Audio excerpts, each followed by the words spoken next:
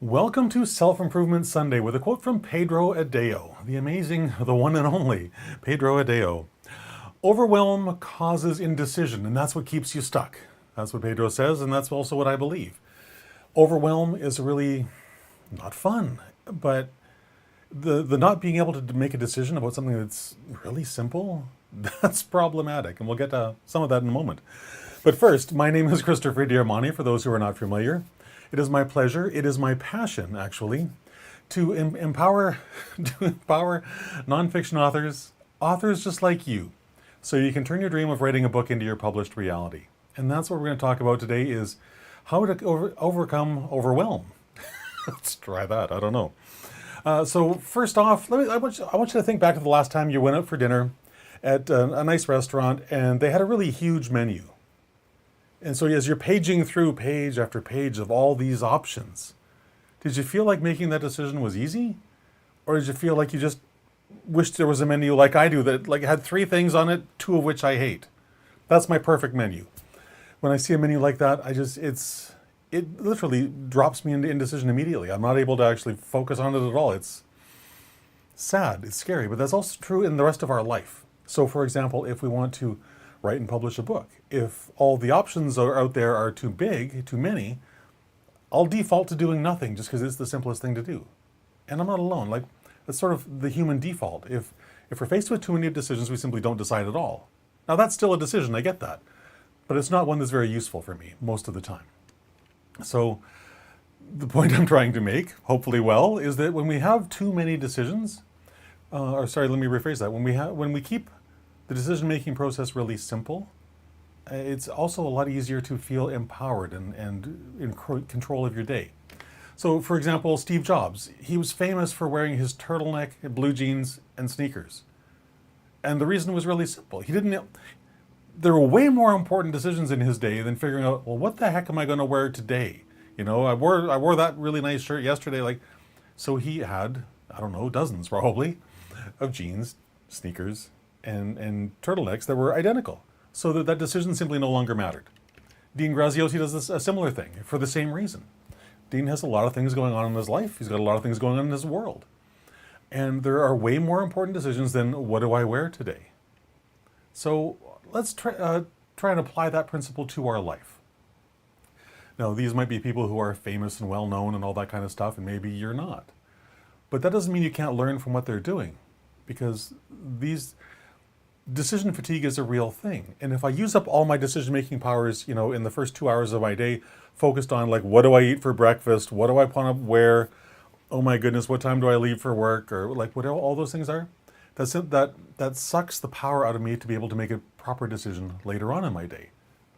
That's just a fact. That research studies have shown this is all over the place. There's a really great Israeli study actually that was a little bit terrifying about what it showed about sentencing recommendations based on the time of day from the last time the person ate.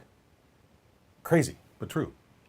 So to apply this principle to your life, just sit down with a pen and paper. I love my trusty, notebook and pen.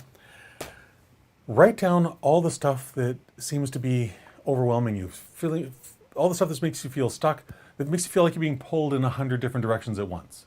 Just write it all down. And that serves 2 really great purposes. One, it gets those nasty little gerbils out of your head and onto the page where you can actually identify them and understand what they all are.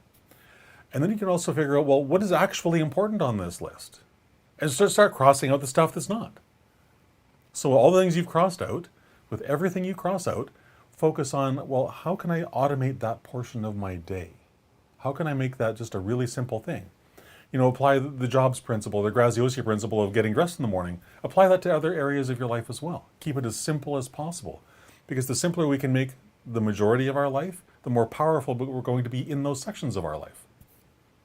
So if you have too many projects, too many book ideas, too many insert your cause of overwhelm here, just run through that process. Write down as everything you can think of. And then just start crossing off, well, that doesn't matter. That doesn't matter. Why do I even care about that? Just start crossing those things off and see what you're left with. I think that might be a very useful exercise to help you see what's really important to you for starters. And that's always a great thing to figure out. What's really important to me, and what can I just not care about? What can I just do something simple about? So what can you strip away? What can you take away? What can you remove so that you can gain your focus on the most important thing? The one thing that you are here to accomplish, and that is to write, publish, and market your book so you can make the impact you know you're born to make in this world.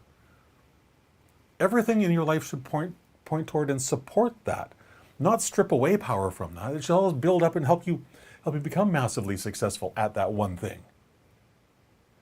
You don't want to be the jack of all trades, because that person is not good at anything. They have skills in mediocre level of skill across a whole bunch of different areas, but they're not an expert in any one area. And for you, for your book, for me, for my book, I want to be the go-to expert in one area. That's it. Everything else, there's other experts that are great in that stuff. So I would point you there. Like if it's marketing, I'm not going to tell you I'm a great marketer. I'm learning, just like everybody else is. I'm going to point you to someone like Dean, because Dean is a master marketer, and he's been doing it for a really long time. I'm going to point you to other people who are specific to the book marketing industry.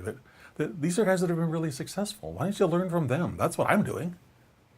Just wherever whatever is not my area of expertise, I go and find really, really amazing people in that space, and I learn from them so that they can short circuit my learning curve, just like I hope to do for you. Short circuit your learning curve so you can get that book started, finished, published, and out into the world. It doesn't need to be difficult. It does need to be focused, and you need to pay attention to what's actually important to you, and then strip away all the rest of it. Specific goals. The specific goal with a crystal clear deadline is a really, really powerful tool. And so is simply showing up, doing the thing you know you need to do when you need to do it, whether you feel like it or not. It's that last part that I always want to focus on, because yes, showing up is really important. Doing the thing is really important. But making sure I do it no matter how I feel, that takes commitment. That takes dedication. That takes determination. Because on the days where I don't feel like writing, I show up anyways. That's the one thing that I always focus on. There are days, believe it or not, where I don't feel like writing. I had one last week, and it was like, this is really not normal for me. And yet, I couldn't deny the fact that that day I simply didn't feel like writing. So I wrote about the fact that I didn't feel like writing. And I explored that. But I did what I do every single day, whether I feel like it or not. At 4 o'clock, I sat down and I worked on whatever my next writing project is, whether it's writing the scripts for these videos, whether it's writing the next chapter of my book, whatever is the thing that's going to help move me forward fastest, that's what I focus on every day at 4 o'clock. And it's just a routine, it's a habit. And again, it takes away that whole notion of I need to make a decision of what I'm going to do today. That's why calendars are so great. That's why schedulers are so fantastic. I don't have to figure it out. It's all right there in front of me because I've spent the time to figure it out before.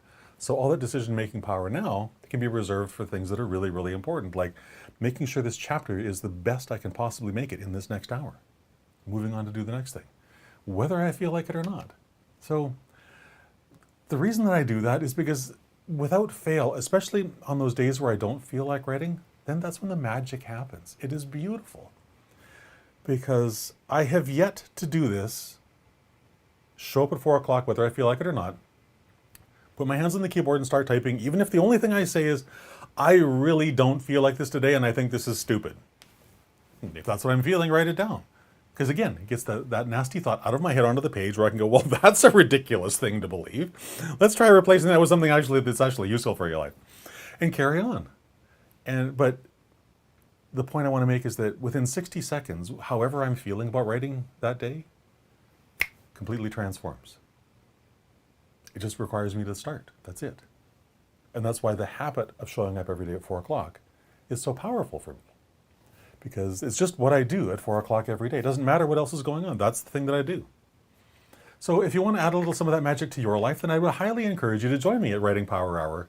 Pick a day. I'm there at 4 o'clock every day, Monday through Saturday, and see if it doesn't help spark some creativity and some brilliance in your own life.